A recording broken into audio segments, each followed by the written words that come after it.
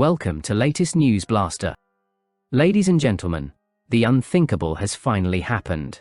The man who guided millions of Latter-day Saints across the world, President Russell M. Nelson, has passed away at the remarkable age of 101.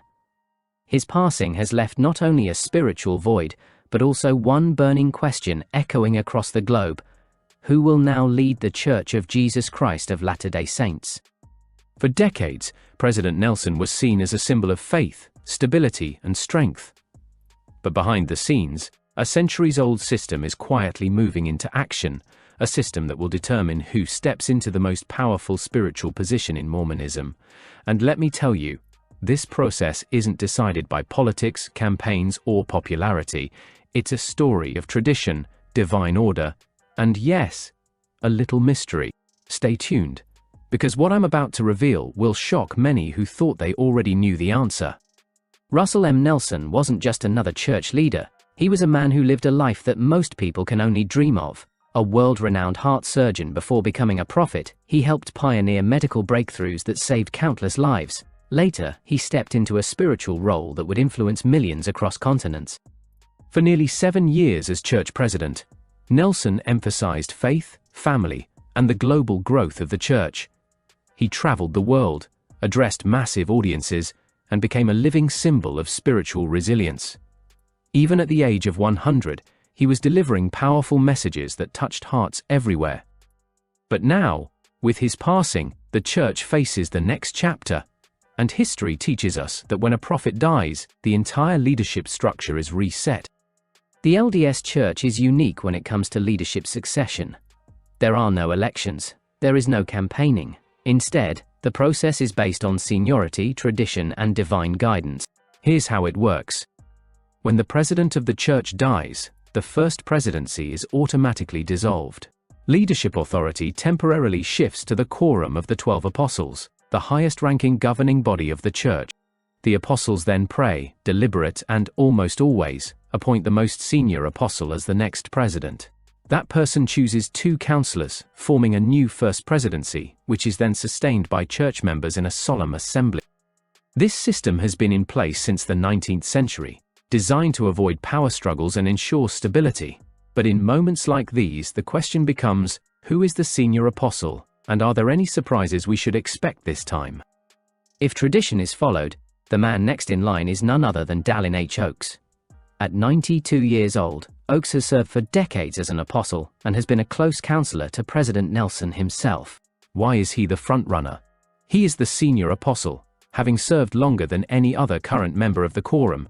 He already sat beside Nelson as first counselor, essentially acting as second in command. The LDS Church almost always follows this rule of seniority, making Oaks the most predictable choice. But here's where the suspense builds. Oaks himself is already elderly. Critics and observers wonder if the church will once again be led by a man in his 90s, or if something unusual might happen, like a younger apostle stepping in. While Oaks is the logical choice, history reminds us that sometimes things don't go as expected. Could the apostles choose someone else? Technically, yes.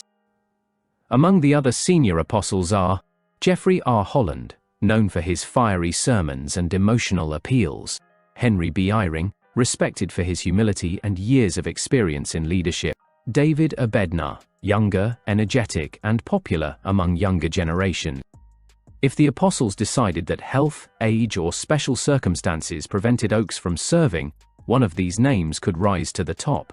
Imagine the shockwaves if the church broke with tradition and selected someone younger, a leader who could serve for decades.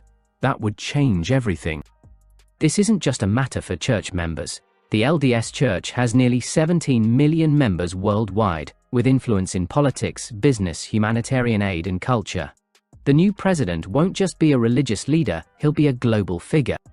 The media is watching. Governments are watching. Even critics are watching. Because whoever steps in will set the tone for the future of Mormonism. Will the next president continue Nelson's global outreach?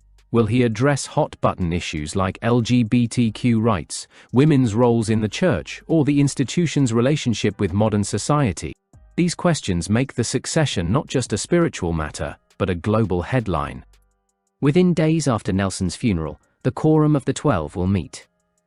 Behind closed doors they will pray, deliberate, and, if history holds true, set apart the new prophet. Then, in a solemn assembly during General Conference, millions of members around the world will raise their hands to sustain the new leader. This moment is emotional, powerful, and historic every time it happens. For faithful members, it's not just a transfer of authority, it's a divine event. They believe the new prophet is chosen by God Himself. For ordinary members of the LDS Church, this moment is bittersweet.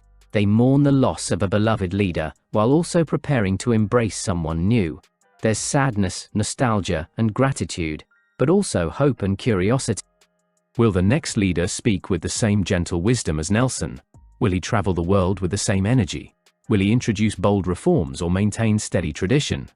These are questions millions are asking right now. If tradition holds, and all signs say it will, Dallin H. Oaks will become the next president of the Church of Jesus Christ of Latter-day Saints. He will choose his counselors, reorganize the first presidency, and deliver his first official addresses. But if there's a twist, if the apostles surprise the world by choosing someone younger or different, it could be one of the biggest headlines in Mormon history. Either way, the transition will be historic, emotional, and closely watched around the globe.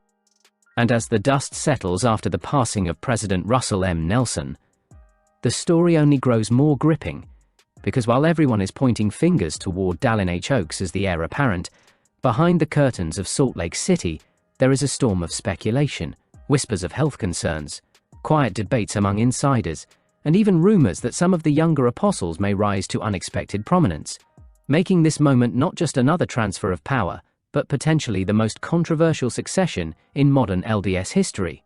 Because think about it, what if Oaks, at 92 years old, cannot endure the physical demands of worldwide travel, constant speeches, and the exhausting role of spiritual father to millions? What if he steps aside or God's will is revealed in a different direction? Suddenly the world would be looking at Jeffrey R. Holland with his thunderous sermons that shake audiences to tears, or Henry B. Eyring with his soft-spoken humility, or even David Bednar, younger and sharper voice, who many say could bridge the gap with a new generation that is drifting away from organized religion. And if that happened, the LDS Church would be entering an era of youthful leadership not seen in over a century, which could spark reforms, global outreach, and renewed credibility in a world that is changing at lightning speed. But here's the catch. Tradition has always held strong, the apostles rarely break from seniority, and the faithful believe that God Himself reveals the choice, so, most likely, Oaks will take the mantle, choose his counselors, and guide the church in a continuation of Nelson's legacy. But do not underestimate the drama of this moment, because within days after the funeral, the quorum of the 12 will gather in absolute secrecy. No cameras, no journalists, no leaks. Just 12 men in solemn prayer deciding the future of a faith with 17 million followers. And when they emerge with their decision, the announcement will ignite headlines worldwide, because while the outside world views this as just a religious procedure, for believers it is nothing short of prophetic destiny, a moment when heaven itself declares its will on earth. And that is why the suspense is unbearable, because even though all signs point to Oaks, the possibility of a dramatic twist lingers like a shadow, fueling endless speculation and keeping millions glued to every whisper coming out of Utah. And whether it is Oaks or someone else, the reality is this: a new prophet will rise. His first words will be dissected across media platforms, his every move will be scrutinized, and his leadership will set the tone for the church's path through the 21st century. So prepare yourselves, because what is about to unfold is not just a change of leadership, it is history in the making, a once-in-a-generation event where faith, power, tradition, and destiny collide in front of the entire world. But the story does not end there, because with every hour that passes after Nelson's death, more questions rise to the surface, shaking not just the faithful inside the LDS Church, but also observers around the world who see this as one of the most fascinating leadership transitions in modern religion. And the drama only deepens when you realize the stakes are bigger than ever before, because this is not the 1800s when Mormonism was still gathering in the American West. This is a 21st century global powerhouse with millions of members in Latin America, Africa, Asia, and Europe, with universities, humanitarian programs, temples, and massive influence in politics, media, and even entertainment. And whoever takes the reins is not just leading a church but also overseeing billions of dollars in assets, charities, schools, and global outreach, which means every decision he makes will ripple across continents, affecting families, governments, and communities. So while tradition whispers that Dallin Oaks is the man, skeptics keep asking if the apostles might shock the world by stepping away from the seniority rule to choose someone with the strength, health, and stamina to serve vigorously in a world that demands endless energy, media savvy, and global travel. And this speculation is not without precedent, because in earlier church history, there were moments of uncertainty, delays, and heated debates. And while those times eventually solidified the seniority rule, nothing stops the apostles from considering the real-life factors of age and health, which makes this moment feel like the calm before a potential earthquake. Because if they do choose Oaks, the church will almost certainly have back-to-back presidents in their 90s, which could result in shorter tenures and repeated transitions in just a few years. Something that might unsettle members longing for stability. But if they break tradition and move toward a younger man like Bednar, suddenly the entire global church would experience a generational shockwave, giving it the chance to project youth, vision, and long-term stability. And that alone could redefine Mormonism for decades.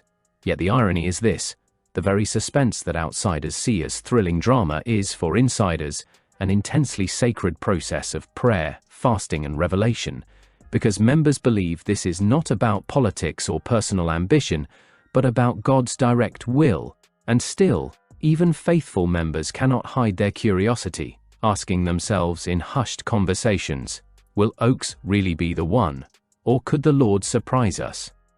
And so the tension builds, with journalists writing speculative headlines, members refreshing church news sites for updates, and critics watching eagerly for any sign of change. Because beyond the doctrine and tradition lies a very real truth.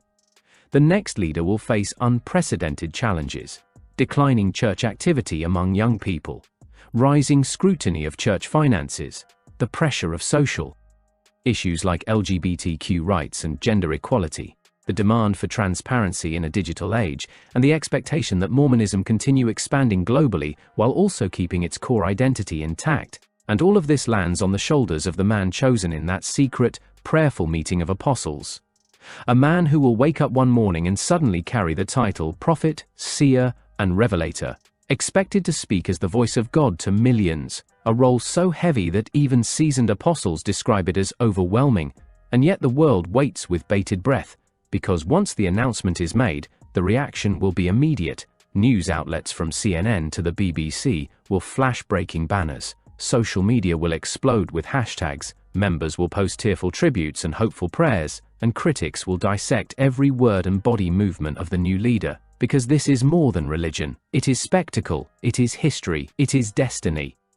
And while the faithful see it as God's will, the rest of the world sees it as one of the most carefully choreographed, yet mysterious successions in all of modern faith. So whether Oaks steps forward as expected, or someone unexpected shocks the globe, one thing is certain: the story is far from over, and the next chapter of the LDS Church will not just be written in scriptures or sermons, but in the headlines of every major paper on earth, and you can bet the world will be watching every second of it.